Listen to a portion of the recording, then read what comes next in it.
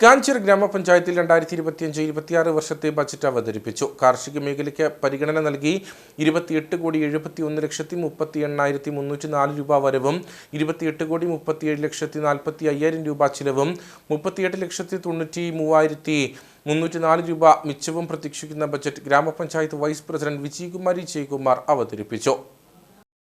കാർഷിക മേഖലയ്ക്ക് മുൻഗണന നൽകിയും സേവന പശ്ചാത്തല മേഖലകളിൽ വ്യത്യസ്തങ്ങളായ പദ്ധതികൾ വകയിരുത്തിയുമുള്ള ബജറ്റാണ് കാഞ്ചിയാർ പഞ്ചായത്തിൽ അവതരിപ്പിച്ചത്. വരുന്ന സാമ്പത്തിക വർഷം തന്നെ പൂർത്തിയാകുന്ന തരത്തിലുള്ള വ്യത്യസ്തങ്ങളായ പദ്ധതികളാണ് വിവിധ മേഖലകളിലായി വിഭാവനം ചെയ്തിരിക്കുന്നത്. സാമ്പത്തിക വർഷത്തിൽ ലഭിക്കുന്ന പണം പൂർണ്ണമായി വിനിയോഗിക്കാൻ ഇതിലൂടെ ലക്ഷ്യമിടുന്നു. സമൂഹത്തിന്റെ സാമ്പത്തിക ഭദ്രത ഉറപ്പാക്കുന്ന വിവിധ മേഖലകൾ, ടൂറിസം, ആരോഗ്യം തുടങ്ങിയ മേഖലകളിൽ വിവിധ പദ്ധതികൾ തുടങ്ങിയവ ബജറ്റിൽ വിഭാവനം ചെയ്തിട്ടുണ്ട്. ഇവിടെ കർഷകർക്കും കർഷക തൊഴിലാളികൾക്കും അതുപോലെ തന്നെ അവർക്ക് വിപണന സാധ്യതകൾ, ലൈഫ് പാർപ്പിട പദ്ധതി, സമ്പൂർണ്ണ ശുചിത്വ പദ്ധതികൾ, അതിദരിദ്രരുടെ ഉന്നമനം, അതുപോലെ തന്നെ അംഗനവാടിയിലെ കുട്ടികൾക്ക്, കൗമാര കുട്ടികൾക്ക് ഉള്ള പദ്ധതികൾ, ക്ഷീരമേഖലയ്ക്ക്, അതുപോലെ തന്നെ മൃഗസംരക്ഷണത്തിന്, പൊതുവിദ്യാഭ്യാസ മേഖലയ്ക്ക്, വൃദ്ധക്ഷേമത്തിന്, സാമൂഹ്യ സുരക്ഷയ്ക്ക്, അതുപോലെ തന്നെ ലൈഫ് ഭവന പദ്ധതികൾക്ക്, ടൂറിസം മേഖലയ്ക്ക്, അങ്ങനെ സർവതല സ്പർശിയായ ഒരു ബഡ്ജറ്റാണ് ഇന്ന് ഇവിടെ അവതരിക്കപ്പെട്ടത്.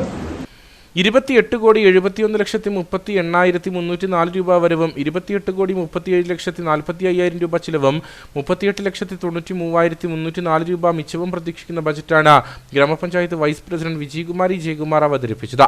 അംഗനവാടിയിലെ കുരുന്നുകൾക്കും കൗമാരക്കാർക്കും കരുതലായി പോഷകാഹാരവും, ക്ഷീരമേഖലയ്ക്ക്, മൃഗസംരക്ഷണത്തിന് ഉണർവേകുന്ന പദ്ധതികൾക്കും ആവശ്യമായ തുക വകയിരുത്തിയിട്ടുണ്ട്.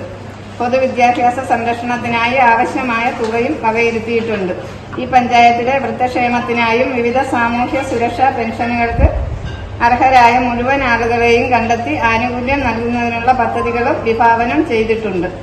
അതിദരിദ്രർ, മറ്റു പിന്നോക്ക വിഭാഗക്കാർ, ഭിന്നശേഷിയുള്ള വ്യക്തികൾ, വൃദ്ധർ, രോഗികൾ, കുട്ടികൾ, സ്ത്രീകൾ, സ്ത്രീ കൂട്ടായ്മകൾ എന്നിങ്ങനെ കൈത്താങ്ങ് ആവശ്യമുള്ളവരും പ്രത്യേക പരിഗണന അർഹിക്കുന്നവരുമായ സമൂഹത്തിലെ എല്ലാ വ്യക്തികൾക്കും ഉചിതമായ രീതിയിലുള്ള പദ്ധതികളാണ് ആസൂത്രണം ചെയ്തിരിക്കുന്നത്.